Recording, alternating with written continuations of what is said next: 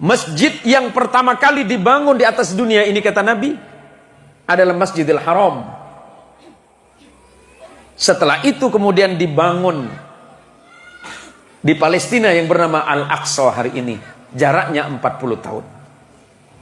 Berikutnya, setelah perintah salat itu turun kepada Nabi kita Muhammad SAW, umat Islam salat dan kiblat pertamanya menghadap ke Al-Aqsa di Palestina. 16 bulan lamanya umat Islam salat menghadap ke sana. Maka kalau Anda pernah salat di satu masjid di Tanah Makkah namanya Masjid Kiblatain, Masjid dua kiblat. Karena di masjid ini Rasulullah salat menghadap ke Baitul Maqdis, Palestina, tapi setelah itu turun perintah Allah, fawalli wajhaka satral Masjidil Haram, maka hadapkanlah wajahmu ya Muhammad ke arah Masjidil Haram. Maka masjid ini sekarang dikenal dengan Masjid Kiblatain atau Masjid dua kiblat. Yang berikutnya, kenapa umat Islam itu sangat mencintai Al-Aqsa? Kata Nabi SAW, tidak boleh kalian berniat dan menyengaja datang ke masjid di dunia ini kecuali 3 masjid. Pertama, Masjidil Haram, Mekah. Kedua, Masjid Nabawi, Madinah, masjidku. Dan yang ketiga, Masjid Al-Aqsa, Palestina. Yang berikutnya, Al-Aqsa ini pernah dikuasai oleh umat Islam pada masa penaklukan Iskandariyah Mesir, sampai kemudian termasuk salah satunya adalah penaklukan Al-Aqsa. Artinya apa?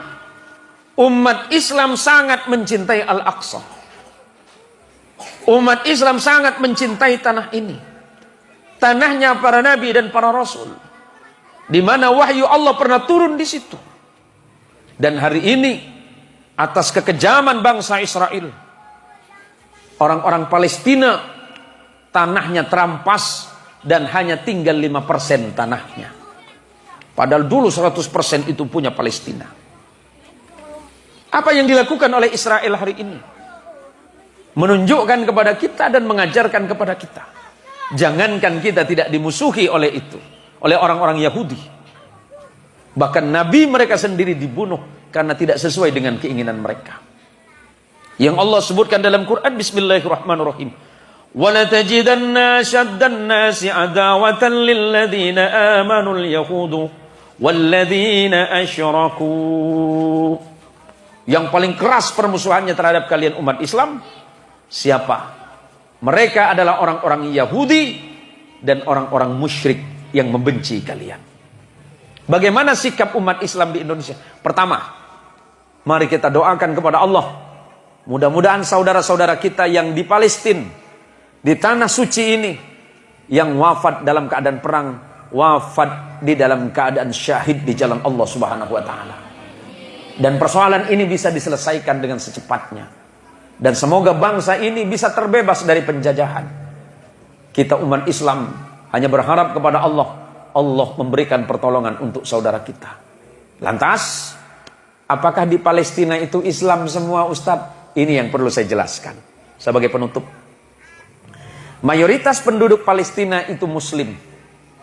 Di tempat ini lahir ulama kita, lahir imam besar kita, yang bernama Imam Muhammad bin Idris Asy-Syafi'i, yang kita kenal dengan Imam Syafi'i, karena secara fikih kita berfikih madhab Syafi'i. Lahirnya di kota Gaza, yang hari ini tengah berperang.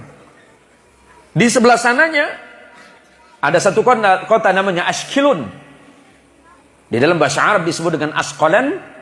Di situ lahir imam besar ilmu hadis, namanya Imam Ibnu Hajar Al-Asqalani, yang menulis kitab syarah Fathul Bari, syarah kitab Sahih Bukhari.